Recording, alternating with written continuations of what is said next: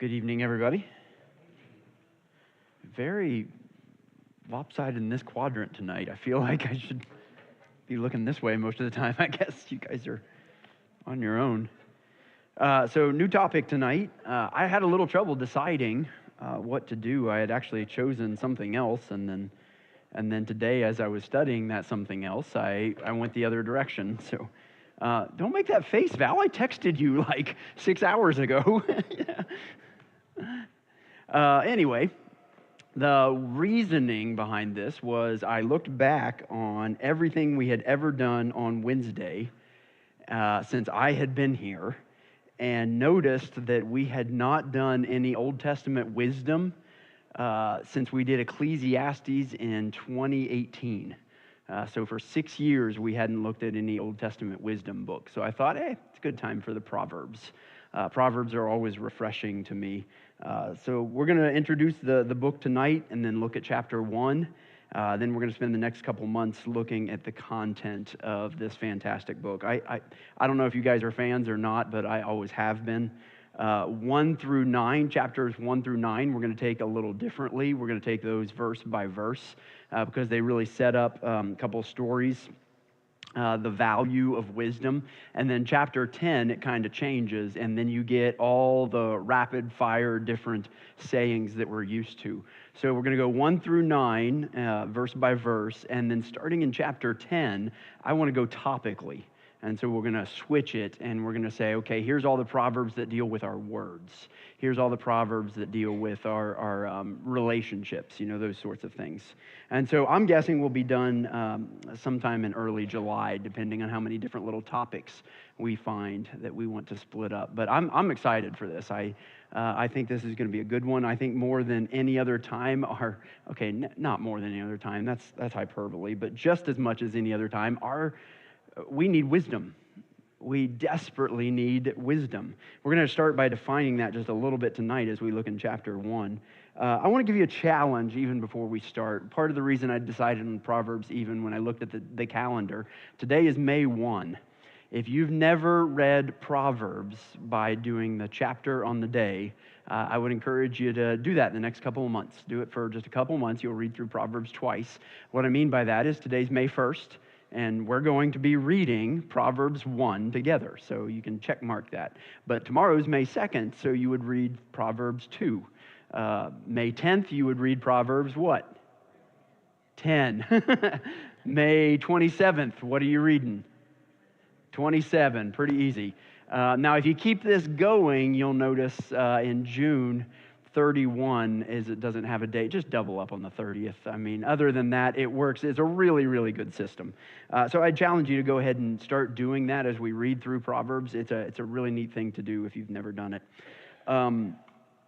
Proverbs then begins by giving us a topic and an author. Let's take a look at verse 1 of chapter 1. The Proverbs of Solomon, son of David, king of Israel. So we start like so many other biblical books. They give us an author, or at least an inspiration in this case. And this author, sometimes we get to the author, and I have to say, guys, we don't know much more about him. We know a lot about Solomon, don't we? We've pretty much got Solomon's life story, and so that's not an issue here. Solomon was the third king of Israel. He was David's second child with Bathsheba. If you remember, the first one died. And David, mourned and mourned, or prayed and prayed, and then the baby died, and he went on about his business, and he had another child with Bathsheba, and that was Solomon, who became the third king of Israel after Saul and David. If we look at 1 Kings, you don't have to flip over there, but if you want to read it later tonight, chapters 1 and 2, we read about Solomon, not to 3 yet, but David was dying. His son Adonijah was the heir apparent. Everybody just kind of assumed that's who's going to be king. If you remember Amnon, we don't have to go into details of what Amnon did, but Amnon did something so nasty that Absalom killed him. And then Absalom dies. We have another son of David that is in that mix there, Chileab. But we only hear of Chileab in the birth, the list of David's sons. We never hear of him again. So it's kind of, we presume that he's gone. Maybe he died young or something like that, and there's no biblical note of that. So the other three are dead. Adonijah seems to be the one in line. In fact, we read in 1 Kings 1, he kind of had his own ceremony. He put together his own inaugurational party, got it all together, and never bothered telling King David. David's laying on his deathbed, and they come to David and they say, hey, did you know he was doing this? And David said, no, that's not who's going to be king. And instead, David names Solomon as king. And Solomon, God meets with Solomon, visits Solomon in a vision in 1 Kings 3, and he prays for wisdom. We all know this story, but I kind of want to read it just because it sets the foundation for what we're doing. 1 Kings 3, verse 5. At Gibeon, the Lord appeared to Solomon in a dream by night, and God said, ask what I shall give you. And Solomon said, you have shown great and steadfast love to your servant David, my father, because he walked before you in faithfulness, in righteousness, and uprightness of heart towards you. And you have kept for him this great and steadfast love, and have given him a son to sit on his throne this day. And now, O Lord my God, you have made your servant king in place of David, my father, although I am but a little child. I do not know how to go out or come in, and your servant is in the midst of your people, whom you have chosen, a great people, too many to be numbered or counted for multitude. Give your servant, therefore, an understanding mind to govern your people, that I may discern between good and evil. For who is able to govern this, your great people? Well, it pleased the Lord that Solomon had asked this. And God said to him, because you've asked for this and have not asked for yourself long life or riches or the life of your enemies, but have asked for yourself understanding to discern what is right, behold, I now do according to your word. Behold, I give you a wise and discerning mind, so that none like you has been before you, and none like you shall arise after you. I give you also what you have not asked, both riches and honor, so that no other king shall compare with you all your days. And if you walk in my ways, we know what happens there, keeping my statutes and my commandments as your father David walked, then I will lengthen your days. So the first real scene of Solomon as king is a beautiful one, incredibly humble. He steps in not with a party like Adonijah did. He steps in with saying, I don't even know what I'm doing. God, you've got to give me wisdom and discernment. What we're going to talk about tonight as we look at chapter 1 is the beginning of wisdom is the fear of the Lord, as we'll see, but it really starts in recognizing how little you know. That's where wisdom begins, the need for it. If there isn't a desire for wisdom because you think you know it all already, then I don't know that God can work in a heart like that, because that heart doesn't want God's help. And so it pushes God out and it says, I don't need you. We go on in the story and later in chapter 3, and we have that great story of him threatening to split a baby in two to discover the baby's real mother. One of my favorite. If you guys watch through Seinfeld, there was actually a parody of that on Seinfeld when Newman was going to cut a bike in two to discover its real owner. Kind of funny biblical reference. Just an amazing example of his wisdom in how to weed out the truth of the particular situation. And then chapter 4, we get this summary. Chapter 4, verse 29. God gave Solomon wisdom and understanding beyond measure, and breadth of mind like the sand on the seashore, so that Solomon's wisdom surpassed the wisdom of all the people of the East and all the wisdom of Egypt.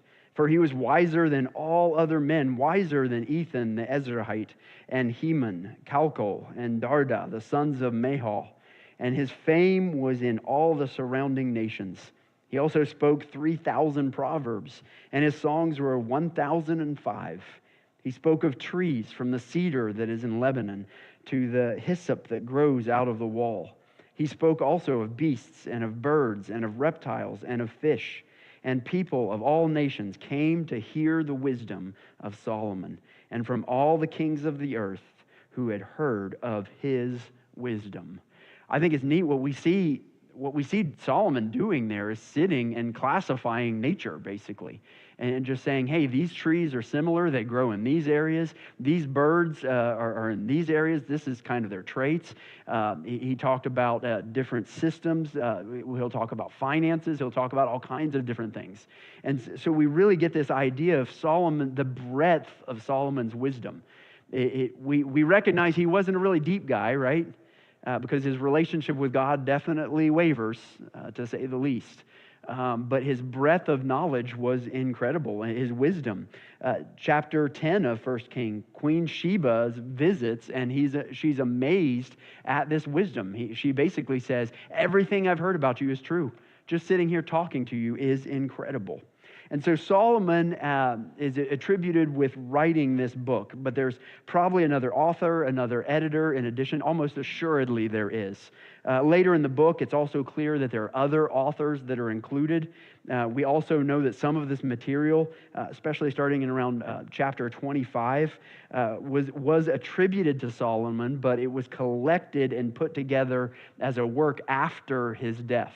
And so we see a work that has kind of been assembled in the name of Solomon. And so a lot of these are going to be Proverbs of Solomon, but they're also guys that maybe were inspired by this idea of wisdom. And so the collection has come to be known as Proverbs. It's named after the second word there. In Hebrew, that word is mesalim, which means to be compared with or to be like. So for us, it's like a simile or a metaphor.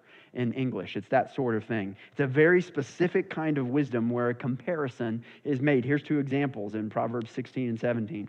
Better is a dinner of herbs where there's love than a fattened ox and hatred with it. Some translations change herbs to vegetables. It's this idea of better to eat lean but have love in the household than to eat the best food you can find with turmoil, with hatred. And we just in two lines, you kind of go, that's a good comparison. That's a good way to say that. And that's the idea here. Proverbs 16:24, gracious words are like a honeycomb, which is as sweet as they could get back then. Sweetness to the soul and health to the body. So we think of just the fact that, we're spoiled by sweetener. For them, it was delicious. So the honeycomb, they craved that. And he compared that to people speaking gracious words into your life. That's like sweetness to your soul. So it's these comparisons that were called mesalim. But we also know that there's also other proverbs that don't really fit this description. So apparently over time, this idea of proverbs became known to be more than just a comparison. Really, it's just any chunk of small wisdom that communicates this idea of wisdom we always, in seminary, they always said pithy, that you say it in kind of a catchy way. And that's what we see throughout the book of Proverbs, especially starting in chapter 10, when we get to just these rapid fire. You'll have Proverbs 15, 17 be about that, and then verse 18 is about something completely different. It's just these rapid fire Proverbs, which kind of leads us to the question, what exactly is the wisdom in Proverbs? On its surface, it appears to be some sort of moral conduct, but it feels different than the law. It's not the same as the law. These bits of wisdom are not presented as expectations. They're not a thus saith the Lord. It's not in commandment form coming down off of the mountain. In fact, the Proverbs themselves don't seem always all that what we would call spiritual, do they? Sometimes they're just matter-of-fact statements about how the world works. Someone who is in debt is a slave to their master. That's not really that spiritual. That's just observation. It's just how the world works. And so sometimes you can look at this and you can think, well, it's not really that spiritual. The book as a whole is incredibly practical. It's advice on all kinds of relationships, parenting, marriage, our coworkers. It also examines our attitudes and our emotions, our work ethic, our finances, our habits, our speech. Virtually every aspect of our everyday life, Proverbs hits it in one way or another. And so I think it says something about this idea of wisdom for those of us that are Christians, and the fact that Proverbs made it into Scripture. I would argue that means God cares about every aspect of our lives. There are certain things that God put into motion. Another phrase we had in seminary is that all wisdom is God's wisdom. even wisdom that a non-Christian finds and says, oh, I'm going to write a book about this. We would say, you know who put that there? God. If it's true wisdom, it's from God. And so when we read through Proverbs, we get this idea that God cares about our love lives. He cares about our jobs. He cares about our words. He cares about our bank accounts. Every bit of our lives has to do with God. And so while these aren't commands, as we look through the book of Proverbs, they aren't commands necessarily, they do reflect the way that God has created the world to work. So we should absolutely, positively be mindful of them. However, they're not commands, so they're not on that extreme, but I also don't want you to see them as promises. That is not how they're presented, that every time you do this, this will happen. They are not promises of God. They are observations of wise individuals, most of which come from Solomon. And so they are general truths describing life. They will almost always work this way. You know, they are general truths in life that you can see these patterns. I mean, better in dinner of herbs where love is than a fattened ox and hatred with it. Everybody kind of went, yep, that's true. Generally speaking, that is absolutely true. But we do find some exceptions. There could be because we don't see things the right way or we don't get the whole story. But as far as we're concerned, I think we can count on what we see in Proverbs as advice for our lives. You know, we're going to be told later on that you follow the ways of God and your days will be lengthened.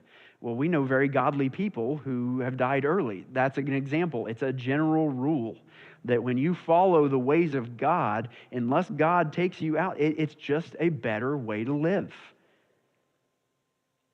Proverbs then speaks to the value of this wisdom by introducing the purpose of the book. Let's go to verse 2 now. We've talked about Solomon. We've talked about this idea of Proverbs. We kind of know what we're getting into. Any questions or thoughts before I move on to the actual content of the book? Yeah.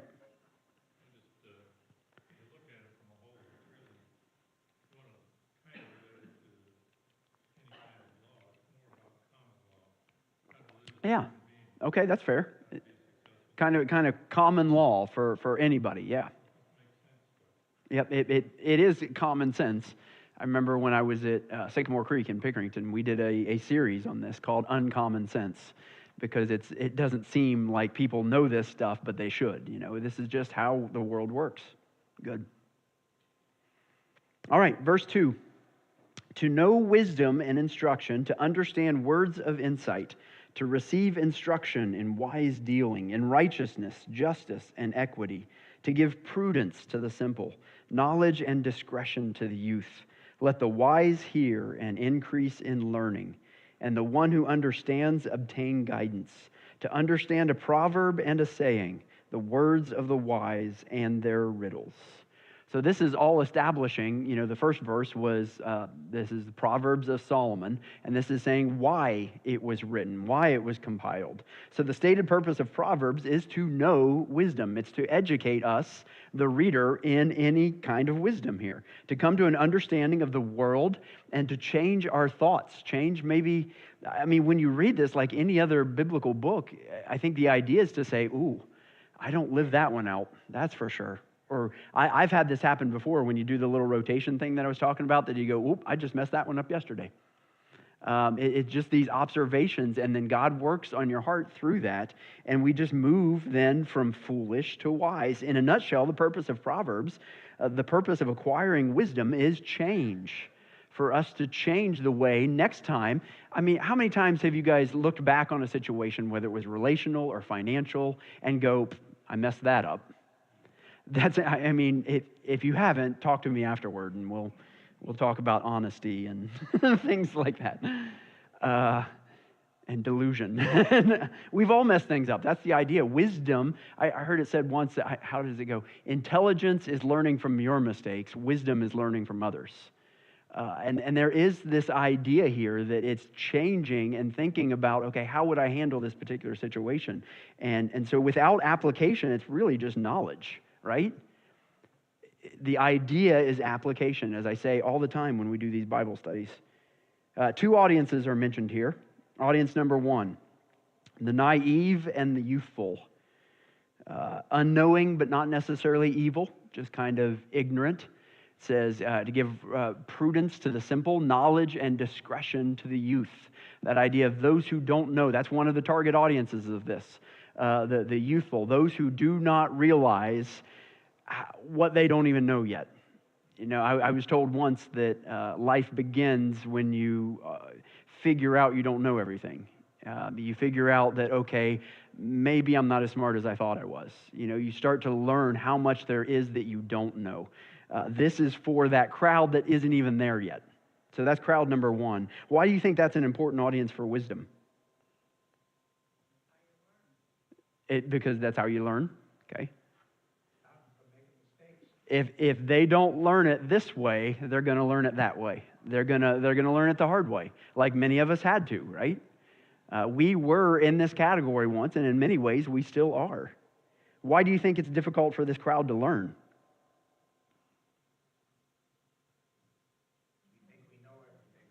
It's what we just talked about, right? We think we know everything. You can remember when a stove was actually hot. And you had to do it just to, I gotcha. Yeah, we do that in life all the time, right? Somebody tells us, you better not do it. Oh, I can do it and not get hurt. So remain open to everything. That's the idea here. As a youth, it's remaining open to this idea. Second crowd, though, is kind of on the opposite end, right? So you've got the youth and the simple on the first end, but who's the second crowd? The wise. Let the wise hear and increase in learning. The one who understands will obtain guidance. And so that's the second crowd here. Now, this is an interesting audience for wisdom who already apparently have it. So what does this say about wisdom?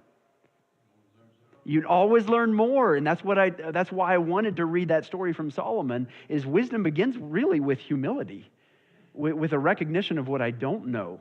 And so the wise who have already read through Proverbs, who have already maybe been hardened by life, can still learn from this great book because now their eyes have been opened to what they don't know.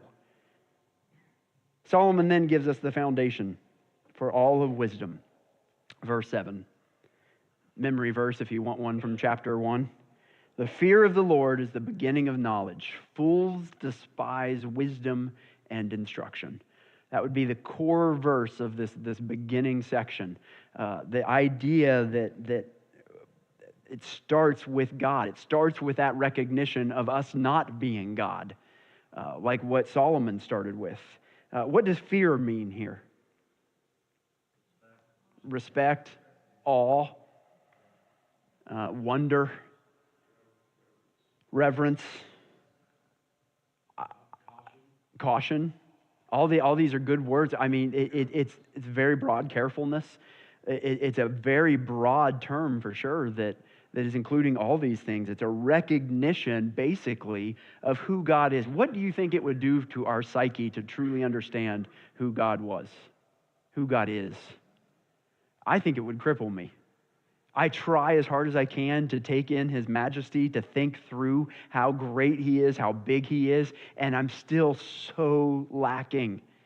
No matter how much you reflect on that, you're still lacking. And fear is basically just saying, I can't even understand. I know He's God and I am not. Let me ask this. If fear of the Lord is the beginning of knowledge, this idea of where we get wisdom from, can you have some degree of wisdom and not acknowledge God, not know God? Unpack that a little. I'm hearing a lot of yes. Dan?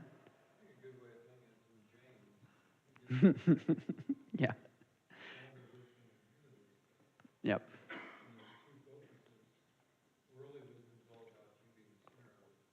Mm-hmm.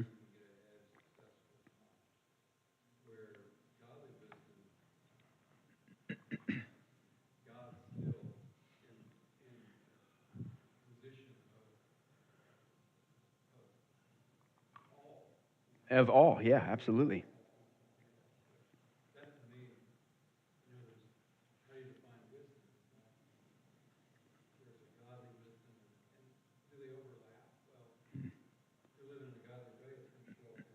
Yep. If you live in a godly way, it's going to show up, yeah.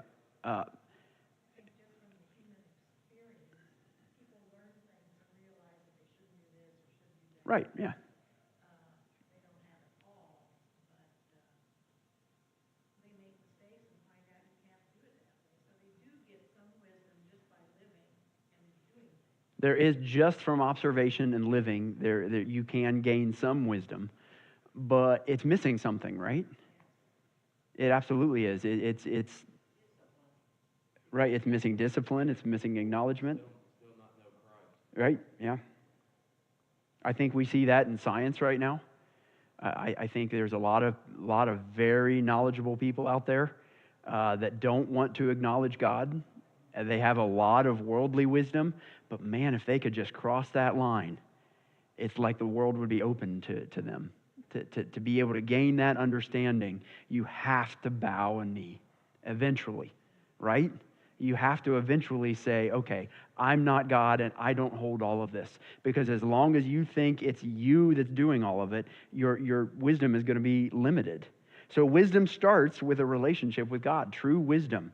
I thought this was the James verse that you were going to quote. That's why I was chuckling. I thought you were setting it up for me. James chapter 1, verse 5, but any of you lacks wisdom, let him ask God, who gives to all generously and without reproach, and it will be given to him. You want wisdom? Ask God for it. Basically, what James is saying is any situation in life, you can go to God. And you can go to God and say, God, I need wisdom. I'm not sure how to go out or come in. You remember who said that? Solomon. Solomon says, I don't have a clue what I'm doing here, God, but I acknowledge you as God and me as not. And therefore, I'm turning to you and asking for your wisdom. According to James, it will be given to us. Yep.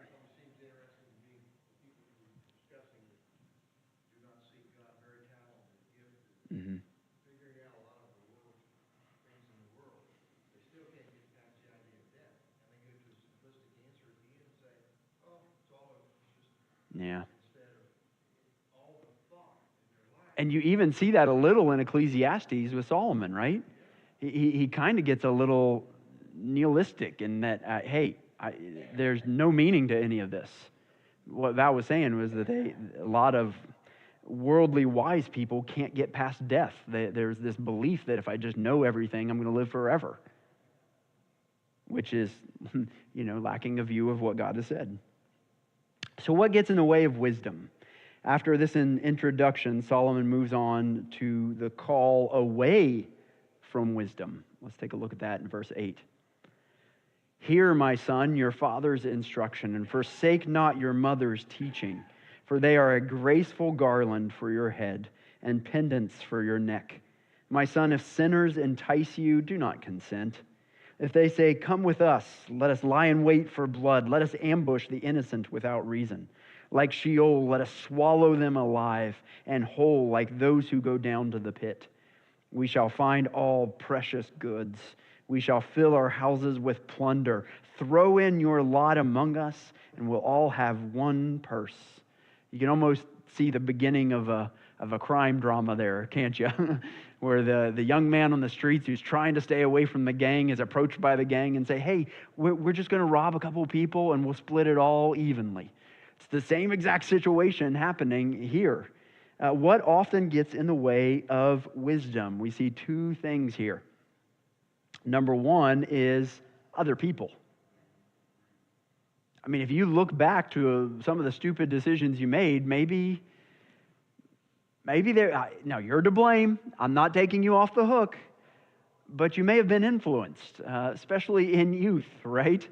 We're enticed sometimes by others. The other is our own selfishness. What gets in the way of wisdom?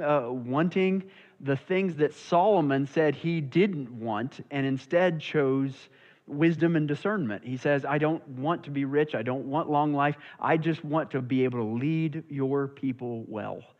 As humble as that, when we say, no, I think I want the gold. I think I want all this other stuff. That, our own selfishness and other people seem to be what draw us away from wisdom. And so the fatherly advice is to stay away from those kinds of people because they're just going to prey on that selfishness that you already have. And if you've noticed, that's usually what draws you away. they play on something inside of you that already wanted something. And that's the everybody's doing it type thing, right? Oh, come on, everybody's doing it. That you're just going to fit in. And it's that enticement to something you were already tempted with.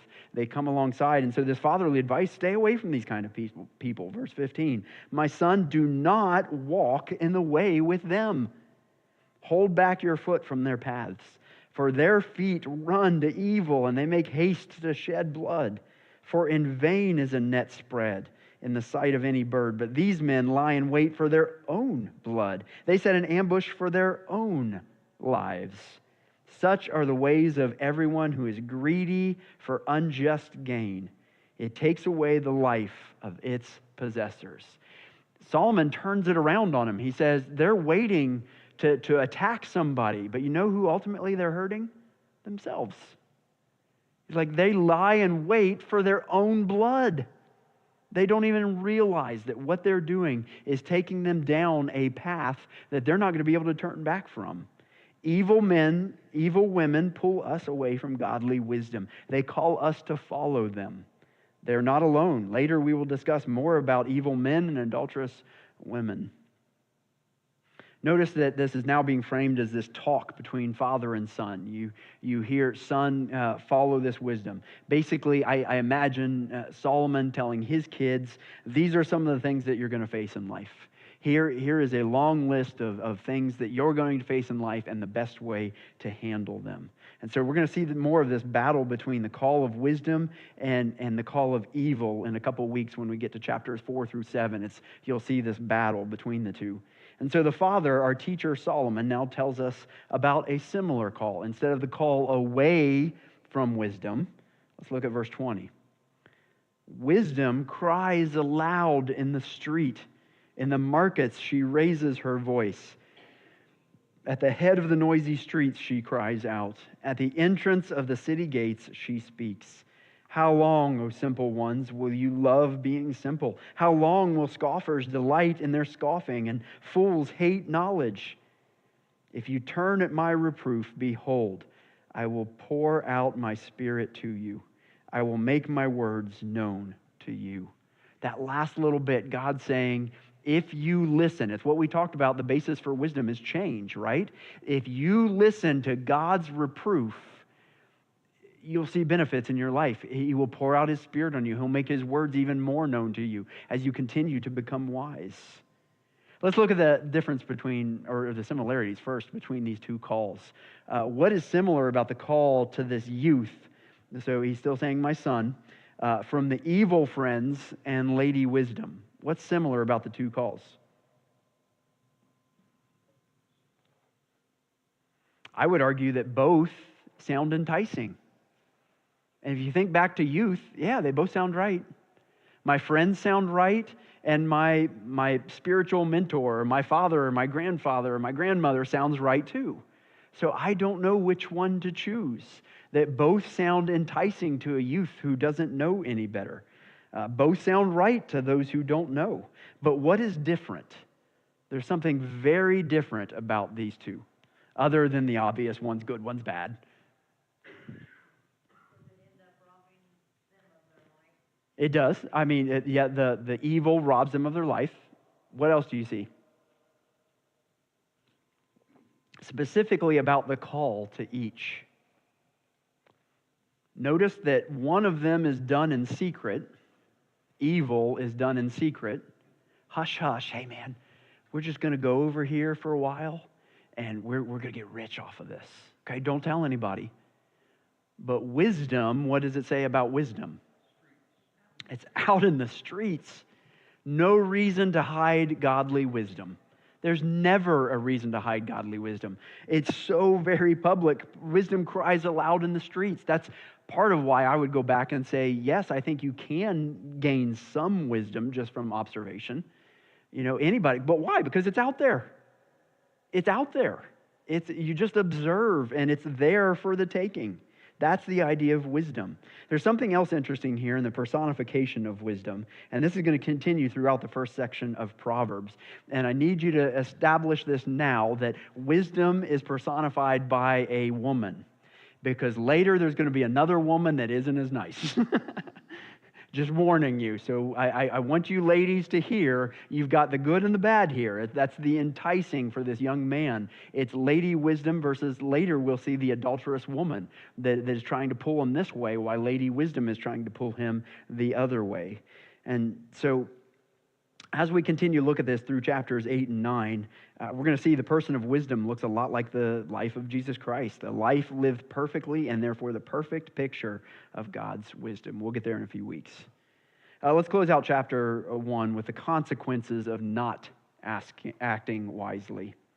Because I have called and you have refused to listen, have stretched out my hand and no one has heeded, because you've ignored all my counsel and would have none of my reproof, I will also laugh at your calamity. I will mock when terror strikes you. When terror strikes you like a storm and your calamity comes like a whirlwind, when distress and anguish come upon you, then they will call upon me, but I will not answer.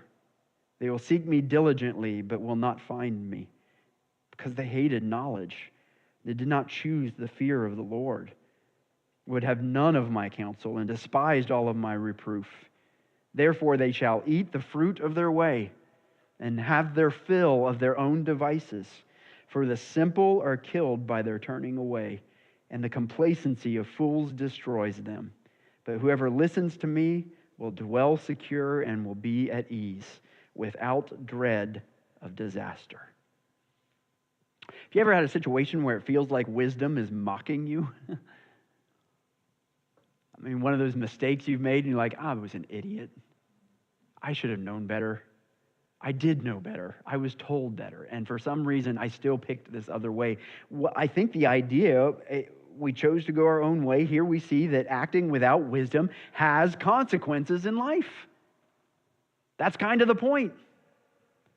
That here is wisdom. Here is godly wisdom. It's here in the streets for you. But if you ignore it, there's going to be consequences. And I think, I don't know if this is Lady Wisdom speaking, Solomon speaking, or God speaking. We're not sure how to read this.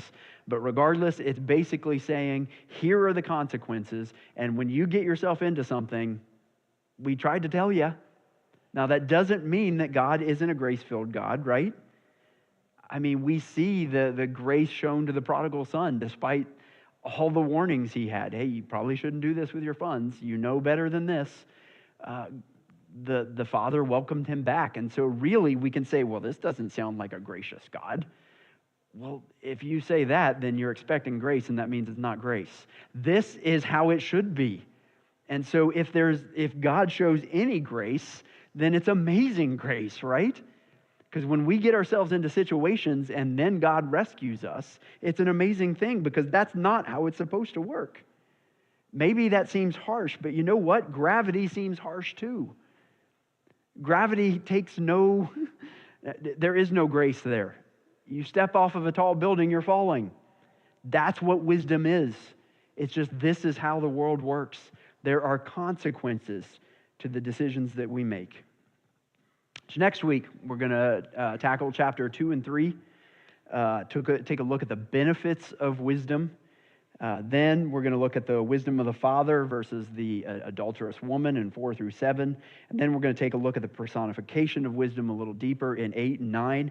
And then after that, we'll go to more of a topical look at some of the actual content, the wisdom that is put in this great book. And so let's close with, I thought if we're going to be applicationable, so what? Throw it out. What did you hear in chapter 1 tonight? What sticks that is applicable to our lives?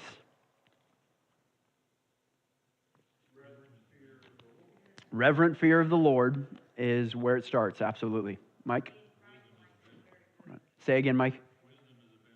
Wisdom is available. Yep. Wisdom is available. Good. Donna? Being Christ-like. Okay, so ultimately we do see Christ live out this wisdom, right? Yeah. Other so what's? Other applications that you'd make from chapter 1? Listen to wise people. Yep. The choices we can make in the past we can choose. Absolutely.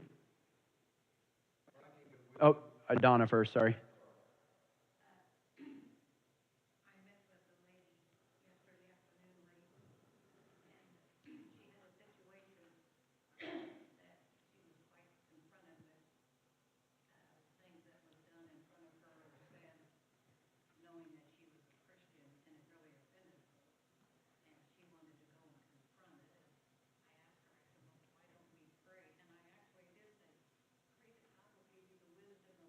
Mm-hmm.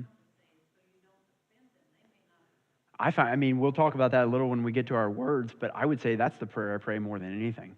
I've got to have this hard conversation with somebody. God, you've got to give me the wisdom in what to say, because I know how I'd handle it would not be the best. Val, and then Mike. I'm just going to say lack of wisdom has consequences. Lack of wisdom has consequences. That's a huge so what. Yep. Living without godly wisdom is going to have consequences. Yep. Mike. Learning the difference between worldly wisdom and godly wisdom. Yep.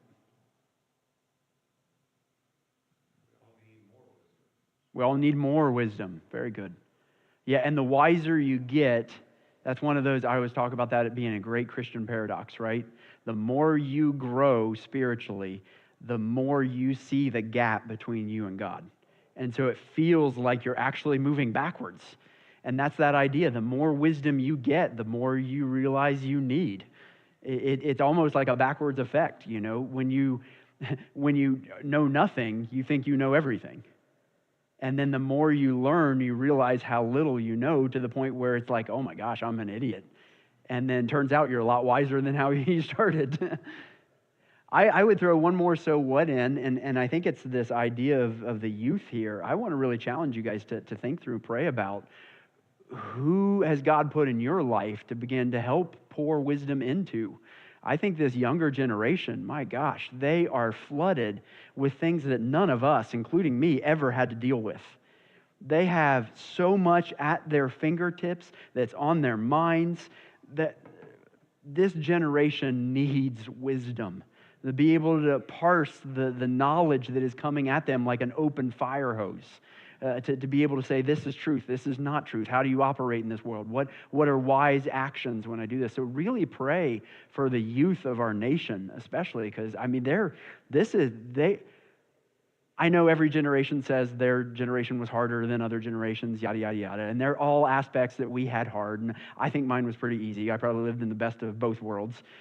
But the youth of today, I would challenge you, they are in the hardest situation that we've ever seen.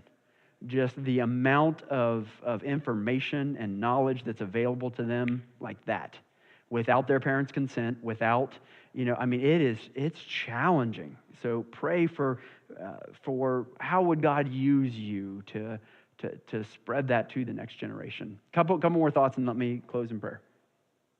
Donna. Then Pam.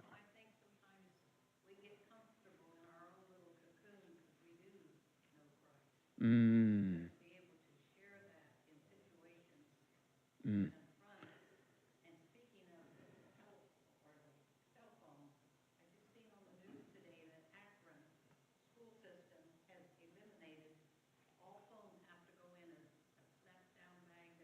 Yeah.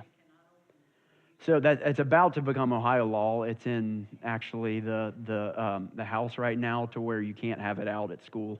We already have that at Waverly, but you can imagine how it doesn't always get followed.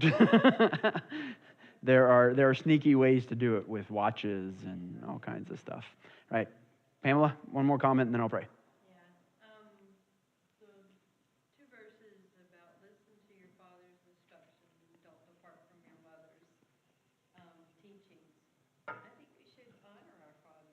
Yeah, absolutely. Yeah, yeah.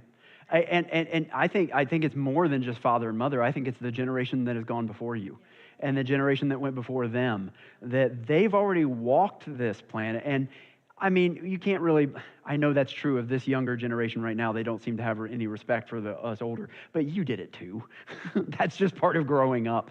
That's part of rebelling against that. But this, coupled with the knowledge at their fingertips, is incredibly scary.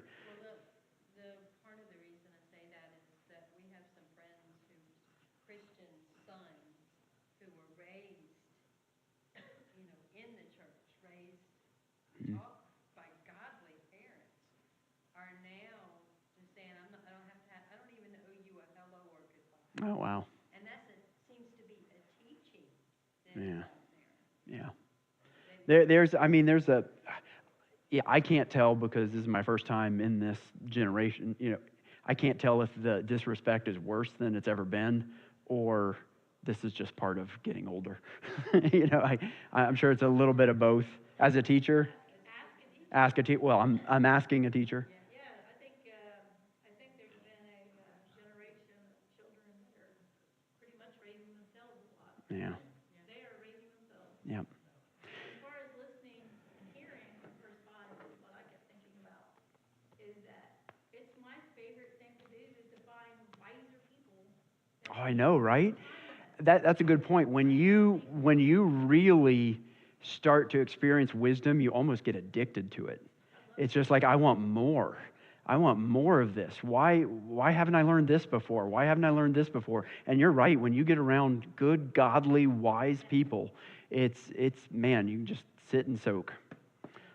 Let's close in prayer, and then we'll come back next week with chapters 2 and 3. God, thank you so much for bringing us together tonight.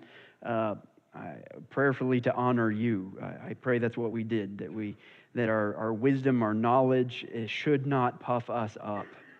The things we've learned in life, whether it was the easy way or the hard way, we attribute to you, God. All wisdom is your wisdom. And so, God, as we try to apply this book to our lives, teach us first the value of wisdom. As we move forward in the book, I pray that you would change us. And God, if we get to the part where we think we've all got it figured out, then I pray that you would show us how we're that simpleton, we're that youth. And continue to change our hearts, we pray. In Jesus' name, amen. Okay, what chapter would you read tomorrow if you want to accept the challenge? Chapter 2.